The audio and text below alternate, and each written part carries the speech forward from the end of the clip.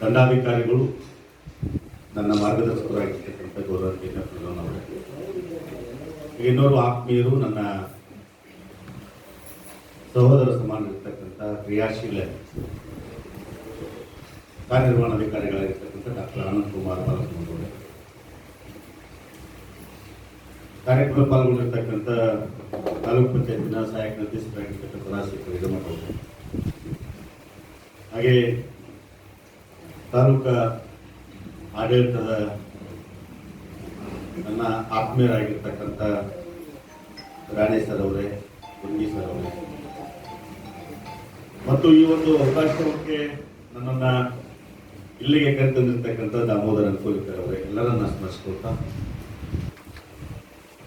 ಓಂ ಶ್ರೀ ಬಸವಲಿಂಗಾಯ ನಮಃ, ಶ್ರೀ ಗುರು ಬಸವಲಿಂಗಾಯ ನಮಃ ಅಂತೇಳಿ ಬಸವನನ್ನ ಸ್ಮರಿಸ್ಕೊಳ್ತಾ, ಬಹುಶಃ ಇವತ್ತು ಅಪ್ಪನವರ ಬಗ್ಗೆ ಮಾತಾಡಬೇಕಾದ್ರೆ ಅದಕ್ಕೊಂದು ಶಕ್ತಿ ಬೇಕು.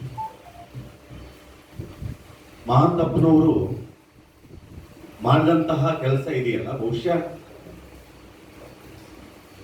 ಅಂತವರು ಇನ್ನೊಂದು 10 ಮಂದಿ ಮಾಡಿದ್ರೆ ಬಹುಶಃ ಇಡೀ ಕರ್ನಾಟಕ ವ್ಯಸನ ಮುಕ್ತ ಆಗ್ತಿತ್ತು ಅನ್ನೋದನ್ನ ಬಹಳಷ್ಟು ಧರ್ಮಸಭೆಗಳಲ್ಲಿ ಅಪ್ಪನವರು ಮಾತಾಡಿದ್ದನ್ನ ನಾವು ಕೇಳಿದ್ದೇವೆ. ಧಾರವಾಡದಲ್ಲಿ ಕೂಡ ನಾನು ಓದುವಂತ ಸಂದರ್ಭದಲ್ಲಿ, ಮುರುಘಾ ಮಠದಲ್ಲಿ ಬಂದು ಪ್ರವಚನ ನೀಡುವಂತಹ ಸಂದರ್ಭದಲ್ಲಿ, ಹುಬ್ಬಳ್ಳಿಯ 3000 ಮಠದಲ್ಲಿ ತಮ್ಮ ಧರ್ಮೋಪದೇಶ ನೀಡುವಂತಹ ಸಂದರ್ಭದಲ್ಲಿ ಒಂದೇ ಮಾತು ಹೇಳ್ತಿದ್ರು, ಜೋಳಿಗೆ ಹಾಕಿದ್ರು. ಜೋಳಿಗೆ ಅಂದ್ರೆ ದವಸ ಧಾನ್ಯ ದುಡ್ಡಿನ ಜೋಳಿಗೆ ಅಲ್ಲ, ವ್ಯಸನಗಳ ಜೋಳಿಗೆ ಅಂತ. ಏನಾದ್ರೂ ಅವರು ಮನೆಗೆ ಬಂದ್ರು ಅಂದ್ರೆ ಮೊದಲು ನಮ್ಮನೆ ಒಳಗಿದ್ದಂತಹ ವ್ಯಸನಗಳನ್ನು ಈ ಜೋಳಿಗೆಗೆ ಹಾಕ್ರಿ ಅಂತ. ಅಂದ್ರೆ ಮೌಢ್ಯದ ವಿರುದ್ಧ ಹೋರಾಡಿದಂತ ಒಬ್ಬ ಅಪ್ಪನವರು ನಮ್ಮ ನಾಟಲ್ಲಿ ಹುಟ್ಟಿದಾರಲ್ಲ, ಅದು ನಮ್ಮ ಭಾಗ್ಯ, ಅದು ನಮ್ಮ ಪುಣ್ಯ ಅಂತೇಳಿ ನಾನು ಭಾವಿಸ್ತೀನಿ. ಇಂತಹ ಅಪ್ಪನವರು 1930 ಆಗಸ್ಟ್ 1 ಇದೇ ದಿವಸ ಬಾಗಲಕೋಟೆ ಜಿಲ್ಲೆಯ ಜಮಖಂಡಿ ತಾಲೂಕಿನ ಹಿಪ್ಪರಿಗೆಯಲ್ಲಿ ಜನ್ಮವನ್ನು ಪಡೆಯಿತು.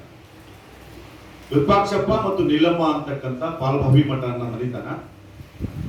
ಈ ಮಠದ ಪರಂಪರೆಯಲ್ಲಿ ಬೆಳೆದಂತ ಅಪ್ಪನವರು ಬಹಳ ಚಾಣಾಕ್ಷಮತಿಗಳಿರ್ತಾರೆ. ಬಾಲ್ಯ ಶಿಕ್ಷಣವನ್ನ ಮಳಲಿ, ಹಿಪ್ಪರಿಗಿ ಪೂರೈಸಿಕೊಂಡು ಮುಂದೆ ಅವರ ಉನ್ನತ ಶಿಕ್ಷಣ ಕಾಶಿಗೆ ಹೋಗ್ತಾರೆ. ಬಹಳಷ್ಟು ವೈರಾಗ್ಯವನ್ನ ಹೊಂದಿರತಕ್ಕಂತಹ ಮಹಾಂತಪ್ಪನವರು ತಮ್ಮ 10ನೇ ವಯಸ್ಸಿನಲ್ಲಿನೇ ಬೆಳಗಾವಿ ಜಿಲ್ಲೆ ಅಗ್ನಿ ತಾಲೂಕಿನ ಸೌದಿ ಮಠಕ್ಕೆ ಉತ್ತರಾಧಿಕಾರಿಯಾಗಿ ಹೋಗ್ತಾರೆ, ಸೇರ್ಪಡೆ ಆಗ್ತಾರೆ. 10 ವರ್ಷಗಳಲ್ಲಿನೇ ಮಠವನ್ನ ಸೇರ್ಕೊಂಡಿರ್ತಕ್ಕಂತಹ ಮಹಾಂತಪ್ಪನವರು ಮುಂದೆ ಕಾಶಿ ವಿದ್ಯಾಪೀಠಕ್ಕೆ ಹೋಗ್ತಾರೆ. ಕ್ವೀನ್ಸ್ ಕಾಲೇಜಿನಲ್ಲಿ ಸಂಸ್ಕೃತ ಶಾಸ್ತ್ರಾಧ್ಯಯನ ಎಲ್ಲ ಅಧ್ಯಯನವನ್ನು ಮಾಡುವಂತ ಸಂದರ್ಭ. ಅಷ್ಟೊತ್ತಿಗೆ ಉತ್ತರ ಕರ್ನಾಟಕದಲ್ಲಿ ಭೀಕರ ಬರಗಾಲ, ಸುಮಾರು 1950-51 ಇಸ್ವಿಯ ಸಂದರ್ಭ. ಭೀಕರ ಬರಗಾಲ ಇದ್ದಂತ ಸಂದರ್ಭದಲ್ಲಿ ಅದನ್ನ ಗಮನಿಸಿರ್ತಕ್ಕಂಥ ಅಪ್ಪನವರು ನೇರವಾಗಿ ವಿದ್ಯಾಭ್ಯಾಸವನ್ನ ಮೊಟಕುಗೊಳಿಸಿ ಮತ್ತೆ ಸೌದಿಗೆ ಬರ್ತಾರೆ. ಸೌದಿಗೆ ಬಂದು ಉತ್ತರಾಧಿಕಾರಿ ಆದ್ಮೇಲೆ ಮುಂದೆ 19ನೇ ಉತ್ತರಾಧಿಕಾರಿಯಾಗಿ ಪೀಠಾಧಿಪತಿಯಾಗಿ ನಮ್ಮ ನಾಡಿನ ಪ್ರಸಿದ್ಧವಾಗಿರ್ತಕ್ಕಂಥ ಮಠ, ಭಾವ ಪರಂಪರೆಯ ಮಠ ಇಳಕಲ್ಲಲ್ಲಿ, ಇಳಕಲ್ ನಮ್ಗೊತ್ತು ವಿಜಯ ಮಾಂತೀಶ್, ಅನೇಕ ನಾಟಕ ಕಂಪನಿಗಳು, ವಿಜಯ ಚಿತ್ರಗಿ ನಾಟಕ ಕಂಪನಿಗಳು ಅಂತ ಕೇಳ್ತೀವಿ ನಾವು. ಇಳಕಲ್ ಆ ನಾಟಕ